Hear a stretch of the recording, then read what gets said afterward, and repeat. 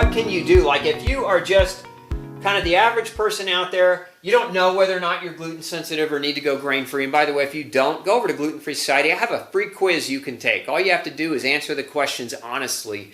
And if you come back with a high score, then there's a very strong likelihood that taking grain and glutens out of your diet is the right move for you. So that's one way you can tell.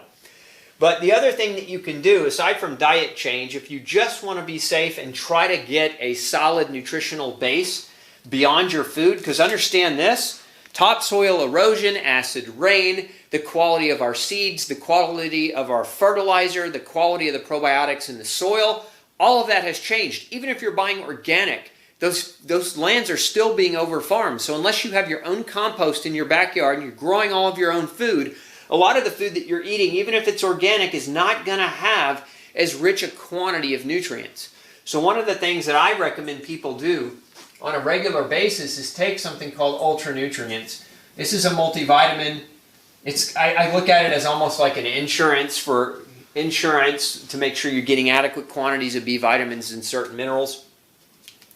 Again, if you're not doing something like this, this may be one of the quickest ways to improve your energy. Now, what I don't like to see people do is to take something, even if it's natural, without identifying why they have fatigue in the first place. So make sure that you're asking your doctor to measure the deficiencies of the different nutrients. So make sure he or she, whoever you're seeing, they're checking your B vitamins, they're checking your minerals, things like calcium and magnesium and zinc and selenium and chromium and copper and manganese, etc.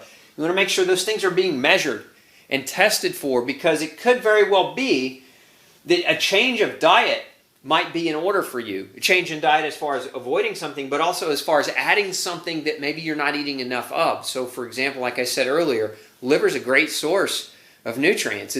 And when I took biology years and years ago, one of my professors used to always say the liver is the giver. The liver is the storehouse. It stores all the extra nutrients. And a lot of people won't eat it because they think it's a toxic organ. The only toxic liver is from a toxic animal. If you've got a healthy animal, grass-fed, free-range, organic, then you probably got a pretty healthy liver with lots of vitamins, lots of minerals being stored in that liver, so that, again, that's what your liver does. Remember, it stores nutrients for a rainy day. So eating it and eating other organ meats can be a great wheelhouse to improve your nutrition with food as opposed to even taking supplements. But sometimes supplements can be a good answer. Just don't stop there. Like if you feel better taking a multivitamin, you should go investigate why. You should go have your doctor run the right testing to tell you why that is the case, so that you're empowered to change your diet a little bit more aggressively instead of just relying on pills for the rest of your life. Because, bottom line, very simply put, is doesn't matter whether it's natural or whether it's a medicine. If you're using it to mask your symptoms without understanding why your symptoms exist, you're using it wrong. That's not what it's intended to do. It's a supplement intended to help supplement your diet, but not intended to help replace it and allow you to continue to make bad choices, bad decisions about what you're eating. Hey, and if you missed the earlier part of this series, click right here so you can go back and get caught up. The information there might be critical to helping you on your path to better health. And as always, thanks for tuning in. Make sure you subscribe for updates below. Have a great day.